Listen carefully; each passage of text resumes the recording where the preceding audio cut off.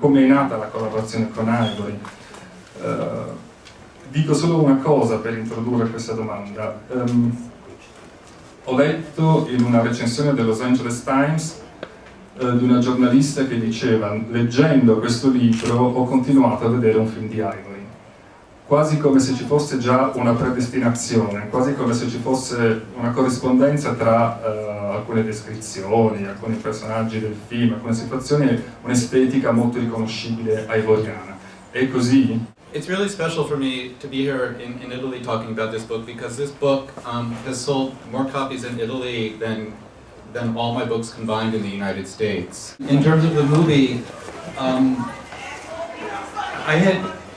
I always sort of think when I'm writing my books about movies, I think, and just because I like to try and visualize what I'm writing as clearly and completely as I can, and I have realized in that way of thinking that there are a lot of similarities between my books and Merchant Ivory movies, that we are sort of interested in the same things and looking at the same things. When in one of my books, Andorra, I got fascinated by this idea that there are names for everything. You know, every part of furniture has a name, and every part of a house has a name, and I think I'd really like to stop and look at things very closely and think about the name of things. And I think in a Merchant Ivory movie, I'm always fascinated by the set decor. It seems like somebody's paying a lot of attention to what is in a room. And so I was thrilled when I heard, it was in 2003, so it was almost 7 years ago, it was a long time ago, that Merchant Ivory wanted to option this book and make a film. It happened a year after the book was published. And in fact, I had made sure that my novels, The Weekend and Andorra, had been sent to Merchant Ivory, because I had hoped that they might want to make a film of those two books, but they didn't. So I met with Jim Ivory and Ishmael Merchant then right away, and we started talking, you know, vaguely about the film.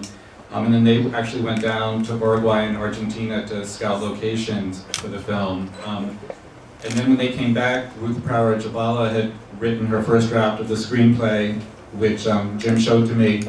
And I think the extraordinary thing about James Ivory as a filmmaker is that he actually likes books and he likes writers, which is very unusual. And it might be to his detriment as a filmmaker, you know, because he so appreciates books that it can, I think, make things complicated. But he was, you know, he couldn't have been nicer to me and included me more in the process of making this film, and always, you know, asking my opinion about things. And he's a wonderful, the reason he's such a good artist is because he asks a lot of people for their opinions, and then he does exactly what he wants. Actors, and especially Laura Linney, they were very different from how I imagined the character. And I think this is why I'm always so glad I write books and I'm an author, because you can do whatever you want in books and you don't have to worry about things like money. And but they really needed a star, a big name, a box office attraction actor, and in the cast. And they got Anthony Hopkins, but then they needed somebody else. And in the book, Caroline is in her 60s. I think she's 65, and casting Laura Linney, who's so much younger than that, I think really totally changed the character.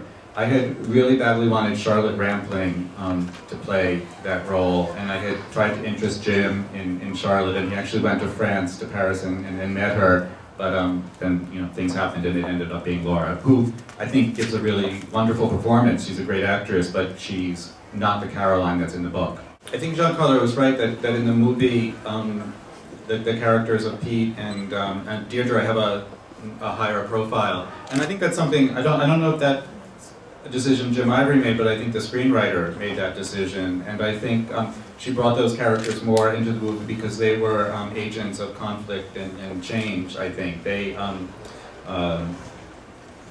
more active characters than some of the other characters in the book. Both Pete and Deirdre are doing things and want things to change, and so I think they worked well as screen characters. And also, I agree that they're the two most beautiful people in the film, and I think that's another good reason to have them on the screen for as long as possible. And it's interesting because Alexandra Maria Lara, who plays Deirdre, is as far from the character in some ways as she could be, because the character is written as I think of the typical American sort of person, and Alexandra is Romanian German, and but I think she reinvents that character in a really brilliant way, and she's also one of these people that she's just really beautiful. I realize that there are some actors who are just beautiful on the screen who know how to, I don't know, something happens between them and the camera that's magic, and I think she has that quality.